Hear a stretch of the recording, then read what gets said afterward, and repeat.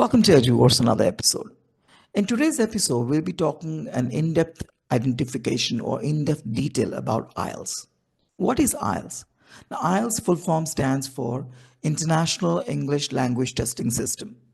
Majorly that has been started from UK and Australia. However, in today's world, if you're a student and planning to apply or planning to study in any of the English speaking countries, or you could be studying even in Europe or even in Singapore, like in Asia. However, if your course requires you to have a good understanding of English in all categories, be it speaking, reading, writing, and listening.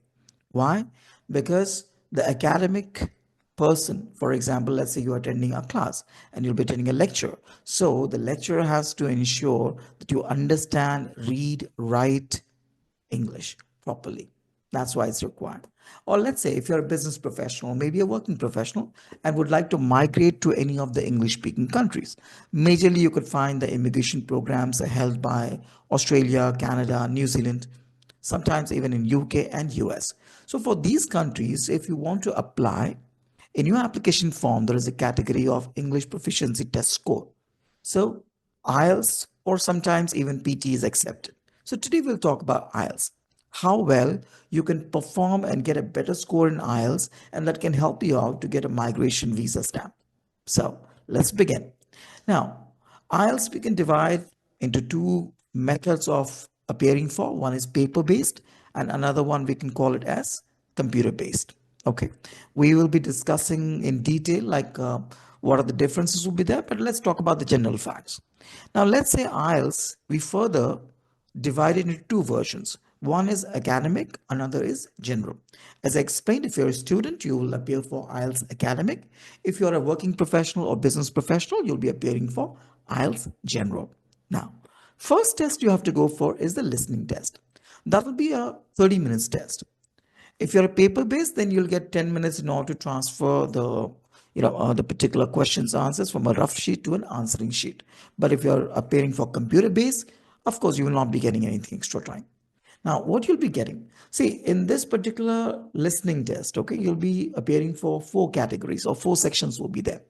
Each section will be increasing the difficulty level, and you'll be attending question types, like you'll be listening to the audio, and then you'll be appearing the questions like a multiple choice, it'll be matching, okay, could be a diagram labeling, or maybe a form completion, or we call it fill in the blanks, could be a short answer either. So all these you have to answer within the period of 30 minutes time. Okay, now next category of question or next category of skill that you require is the reading skill. Here you'll have 60 minutes to answer the questions. What type of questions you'll get? Let's say if you're appearing for academic or general, you'll be getting three long text. Each long text will be followed by a set of questions. The question could be of multiple choice, could be a true, false, or not given, could be a short answer either, or even matchmaking. Okay. Now, what exactly happens? You will be picked up different kinds of text from books, journals, magazines, even from newspaper, and you have to read it properly, and then you have to answer the question that will be asked. That is your reading test. Next comes about the writing test. Now in writing test, what happens that you will have two categories. One, we can call it as part one or task one, which is of 150 words. So you have to write a describe a particular graphics image or a chart or a diagram. This is for academic students. And let's say if you're writing IELTS general, then you'll be writing mostly a letter. It could be a formal or semi-formal or information, could be an application. So task one will be of 150 words. Then task two, for both academic and general, you'll be having one essay to write. So that essay could be with a viewpoint. You have to give your own point of view. Then you have to present an argument. Okay. It could be a problem. So you have to identify the problem. You also have to offer a solution. This particular task has to be answered with 250 words minimum. So that's going to be a writing test. And the final one is the speaking test. Now, speaking test in IELTS, whether you're appearing for a computer based or whether it's a paper based, one thing is clear: you have to attend with an examiner. So the speaking test will be commenced between 11 to 13 minutes, and it has three parts. Part one will be an introductory part, okay, where you'll be finding general questions related to your work, to your family, to your studies, okay. Part two is going to be, we call it like a long turn or maybe a key card, okay. Now, what exactly a key card part is that you will be offered a particular statement or a word in the key card, and you have to think about it for 1 minute, and then you have to talk about it for 2 minutes, a describing part. And the third part is going to be a discussion. Now, what exactly a discussion? Here, based on the topic that you have so you have presented in the part two, in the key card part, based on the topic, okay, the examiner will be asking you several questions, few questions, and you'll be giving your opinion. So that's going to be a description on that one, okay. So this is all about the IELTS test.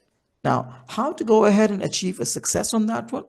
I consider there are three things needs to be done. One, you have to schedule a particular daily practice time for yourself, be it half an hour, 1 hour, or even 2 hours.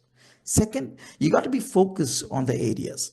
Let's say you have to identify your strengths. You're good in grammar, okay, good in pronunciation, okay, you're good in sentence construction. So you have to focus which parts you're good at and which areas require some more support from you. So you got to work hard on that one. And third thing is actually how well you're practicing with the mock test. The more mock test you're preparing it out, practicing yourself, the better score you can achieve. All right. So if you like the video, you can go ahead and just give it a like and hit on the subscription button so you can keep on getting attention on the new videos that we're going to put. And in the following videos of this IELTS particular test, you'll be finding in all categories, and we will also discuss how you can go ahead and make yourself better answering them. So till then, take care. See ya. Good day.